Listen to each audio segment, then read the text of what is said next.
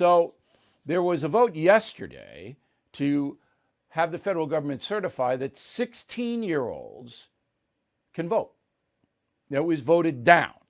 But 125 Democrats in the House voted for it.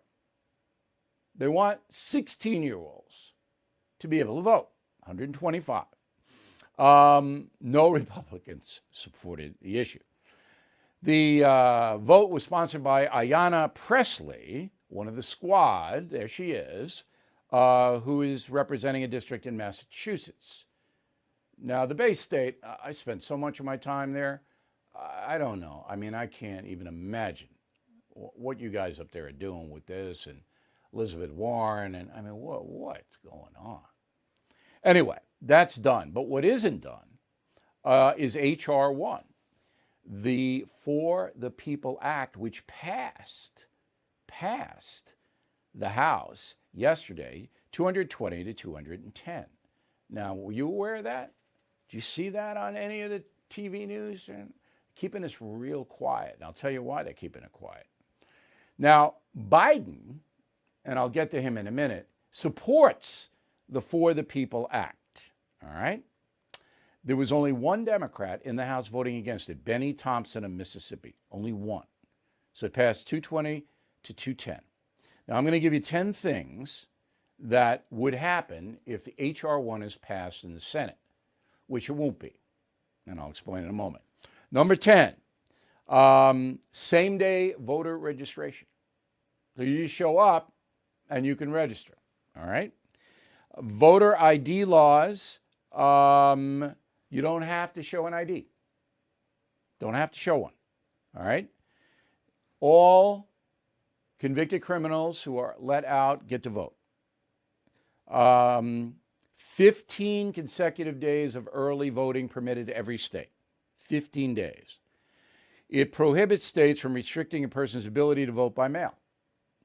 Okay, they can vote by mail any way they want, anything.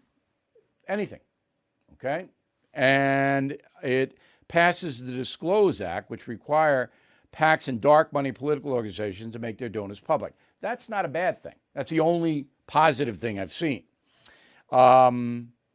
It bans, it creates a new ethics code for the U.S. Supreme Court, ensuring all branches of government are impacted by the new law. That means the Supreme Court couldn't overthrow any part of the For the People Act. So let me just give it to you. No voter ID, no voter registration. You can come the day of the vote. No limits on mail-in voting at all. You can count the votes months after. You can do whatever you want. So this is basically should be called ANARCHY for the People Act. And again, Biden supports it. So the bill, H.R. 1, now goes to the Senate, where you'd have to get 60 votes because they'll filibuster it. To pass it, never going to even come close to that. Everybody knows that, all right? It's not going to close. And even if it did pass, the Supreme Court would knock it down like that because the individual states have the right to put up rules about how you vote. Now, we need voter reform in this country. We need a congressional act signed by a president, okay, to say we shouldn't have unlimited mail-in voting. You should have to produce an ID before you vote. Canada does. Why can't we? Canada's a very liberal country. Why can't we? Mexico does. Got to show an ID. If you can't get an ID, which is impossible, anybody can get an ID, government will send you one. Send in a little letter. They'll send in an ID. Okay. So 20 attorneys general throughout the United States have signed a letter saying this whole thing, H.R. 1, is unconstitutional, which it is. It is. Okay, so don't worry about it. The takeaway for you, the honest American, is that the Democrats want this. They want chaos in every election because chaos works for them. You say, why? Why does chaos work for Democrats and not Republicans? Because the Democrats are organized in the poorer neighborhoods. They're called precincts. And they can manipulate voting there by a variety of different ways. All right. And Republicans are not. They don't pay attention to poor neighborhoods. They should, but the Republican Party doesn't pay attention to the poor neighborhoods. And the Democrats do. That's what this is all about. All right. This Stacey Abrams in Georgia, she organized all the poor people in Georgia. Like 95% of them voted for the two Democrats running for Senate. She got them out. That's why Georgia flipped, because of Stacey Abrams.